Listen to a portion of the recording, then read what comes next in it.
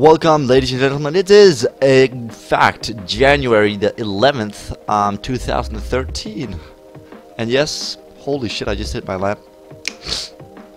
We're still here, goddammit. We're still here. We didn't die. The world didn't end. The Mayans were wrong. We're still here. We were able to enjoy Christmas food, to enjoy New Year's Eve. We were, in fact, able to survive all of these tragedies. And yes, I was stuffed. I was actually completely destroyed by all the Christmas food that we had to eat. And Phantoms, of course, took a break in the period of December to January, and we're back again with Hot Week. I'm solo casting this this week's episode of Hot Week, and we're back with some more Dota 2. Of course, a lot of things is, or I guess, 2013. You reflect upon things, what happened in 2012, and of course, a lot of statistics, a lot of graphs, a lot of polls get released, and like, who does the community think, and what do they enjoy, and what do they like, and what do they don't, or what don't they like, sorry, about a specific game, a specific subject, and found various polls. But one of the biggest polls, or I mean community-wise biggest polls and awards, also the time for awards is just between a year change, like 2012, 2013. There are a lot of things being given out, like actor shit and things about books and I don't know, a lot of things given out, like awards like the best actor in 2012 was indeed, I don't know who that is, but that's kind of the essence of the year change. So Dota 2, yes, I've been rambling way too long. Gosu Gamers Awards actually was released for 2012, which was the I was gonna say a lot of interesting aspects turned up in my head when I first saw it through, and I was like, why are these, like, why is this happening? And all the hype that followed within this within this article, sorry. So yeah, Gosu Awards 2012. It's gonna be some spoilers, so if you want to go read it, you can do that. It's gonna be in the link down below. But please do not, like, if you wanna read this, please go to the website and just pause this and come back and hear my thing. But yeah. So of course, all of you want to know who's the best carry, who was elected the best carry. And remember, this is not my opinion. I have, which you don't want to hear my opinion, but this is the community as well as people knowing their shit down to the core. And the best carry for the year was LGD Syla.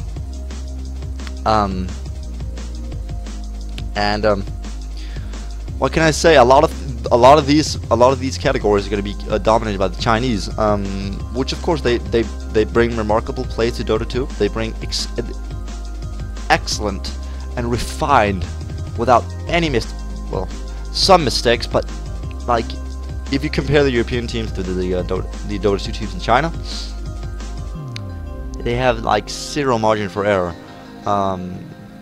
which I think is good. I mean, I enjoy that kind of Dota.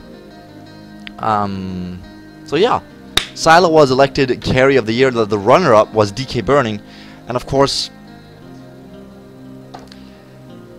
it's kind of like, do you like bananas or do you like bananas with chocolate? And I personally say I have to go with or chocolate ice cream. There we go. I personally do prefer bananas with chocolate ice cream.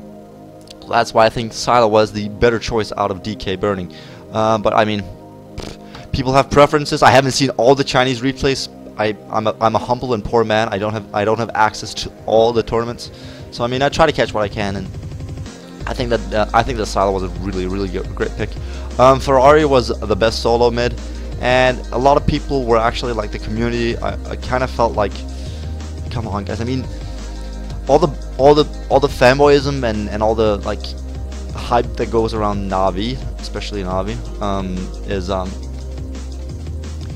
I mean, they're personally my favorite team of all time, maybe besides DTS, but that is the old Navi. That's the Navi before Navi.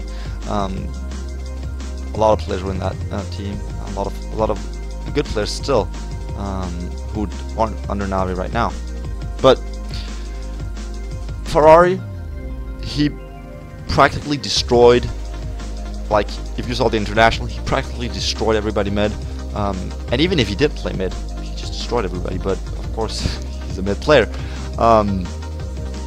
and like the community was like, oh well, we want to see what was it?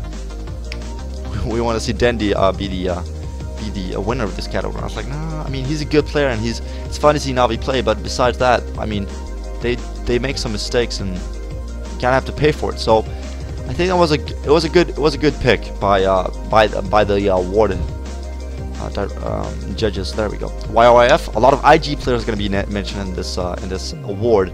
IG's YYF was actually picked up as the best hardliner. Again, I think it comes down to who makes the most mistakes, or sorry, who makes the least amount of mistakes, and who, like, I mean, when you're up in this level with like people like LGD, DK, IG, Navi, like all these huge teams, just to name a few, I'm not gonna ramble on. You kind of you don't look at the player because you know that he's you don't know, is this a good player or not. He's a good player, of course he's a good player. He's playing high level Dota too, man. He's like in top 10. What are you talking about? You kind of look at how many mistakes does this one player actually commit in one game. Like, oh, he fed them 2 kills. He dived the tower twice to get 1 kill. Like, it's those things of like, maybe he didn't get the correct timing off at the like, I mean, it's kind of those picky things, but you have to look into it as a like when you're giving out these awards. So I think YRF again was a good pickup. IG Chuang, there we go. It's a Chinese name, if you know. He was elected as the best semi-supporter, which is good. He definitely deserved it. He played very well. I mean, I'm using the international as my basis for this kind of like run through of the awards, and he did well. I mean, all of IG did well. Nobody played bad in IG. They all played remarkably well, even for a Chinese team. And I mean, I enjoyed Chuang, even though, I mean, Ferrari stole a lot of the picture, and especially Faith, his support hero, and I kind of like it was kind of Ferrari and Faith that kind of took the crowd away. I mean, yeah. Sorry, hard supporter, which of course is one of the hardest roles to play, I think personally, was picked up by, actually this is kind of a good thing for Navi. It was Navi AA, or Navi Smiles, Arts actually picked up the title Hard Supporter of the Year 2012, which is he's actually not that, he's like maybe besides Light of Heaven, he's the least charismatic of the guys from Navi. Like you have Xbox or Havost, and you have Puppy, and you have Dendi, which of course are gonna steal the spotlight of. I mean, like Puppy's 6.5 feet tall or 7 feet tall, whatever, and he's this charismatic captain who picks up crazy strats. So you're like, what, a juggernaut in game 2 versus IG? Are you kidding me? Or picking up the rocket strat, and you have all these various things that he kind of pulls out of the hat from nowhere, and people are like, wait, is this actually working? But Arts actually really deserved that. I'm really happy for him that he actually got to be even like to beat people like Faith, especially Faith. Like this was crazy. Like beating a Chinese player, like, oh, I'm better at the game than you, so please just. The newcomer of the year 2012 it's kind of a split between Eternal Envy and Scandal. I personally think that Scandal should have taken that, just because I love East European Dota. But that's just me. It's just me, man. Like really East European Dota, which is actually, I was gonna say Russian Dota. So yeah, that's kind of. And now we get into the part where you're like, kind of, could this have been better? And we head into the category known as Personality 2012. Before we go into this, before I blow the spoiler on this one, let's think about the great personalities in Dota. You have Toby1, you have Syndrome, you have Sing Sing, you have Dendi as well. I'm not gonna say he's a great personality, but he's fun. You have who do we have more? Like great personalities. We have two good, of course. A lot of different. You have a lot of things to like. You could choose from a lot of things. But we chose, or I guess Ghost Gamers chose Bruno the Statman. I know what you're thinking. Bruno the Stat. He was pretty good. He was pretty good at TI. I mean, come on, and DreamHack and Thorn, what have you. I just don't see him. I just don't see him as the personality of the year. I can't, like, he's a good guy. I really enjoy Bruno. I really enjoy Statman. I was like, get Statman on. We don't want to hear, fuck you, Toby, fuck you. We need to hear you. And even though I use them as, I guess, examples for different personalities you can choose from, I kind of enjoyed him. But still, I think, God damn it, Sing Sing, why didn't you pop up there? I mean, each time I turn on his stream, I can't help but giggle like a little girl from 13 years old. There we go. I'm like, oh, stop it! You didn't win Mask of Madness on Lena. Come on, you just no. And he's really good. He doesn't bash people. He actually compliments people through bashing, which is kind of good. Like each time he says, "I fucking don't want to play against Dendy mid because fuck that shit. I don't no." Which means Dendy isn't a bad player. It just means, holy shit, I can't beat this guy mid because he's insane. So he's a sweetheart actually, and even though he's probably gonna say a lot of things, he's actually really good. He's a really cool guy. So yeah, I was kind of disappointed to not see Sing Sing on the personality 2012, but besides that, it's fine. It's fine. And even though he's a player, he's still a huge personality. Best commentator of the year 2012. Yes, it is in fact the guy who commented. A lot of things are actually, TI2 is actually like the basis for the entire, Ghost Awards. Best commentator of the year was LD, and if you don't know who LD is, you better go check out Beyond the Summit, and if you don't know what that is, you should probably go check it out right now. Also the Dota 2 show, or sorry, not the Dota 2 show, the Dota show.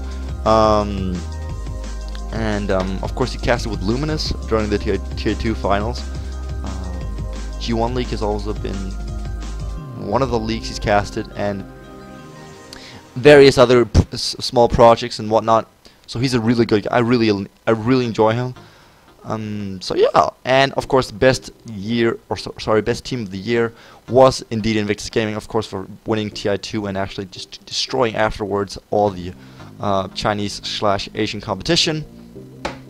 But besides that, if we want to look at some stats really quick, I'm just gonna throw it out there for you guys, and that is that if you look if you don't look at TI2 winning prize pool, if you just look at Navi as a team, if you ignore the fact that they won TI2, didn't win TI2, they actually got second TI2, and Invictus Gaming became first place in TI2, and you look at statistics with money and prize pools, you will actually see that Navi is actually on top of Invictus Gaming to that point, which means, I mean, you can't compete with $1 million.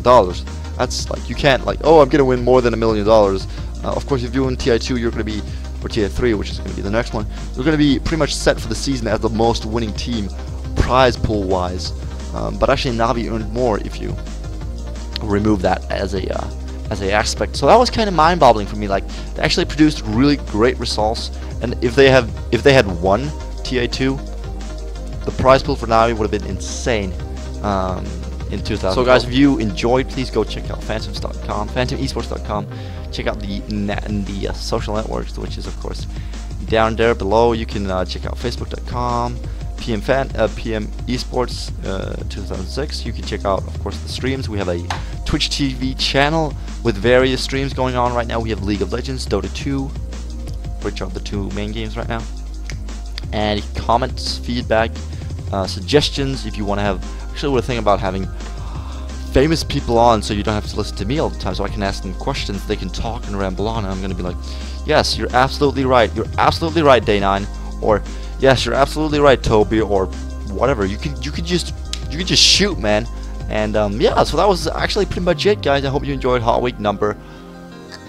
I can't remember the number, so please don't hate me. Bye.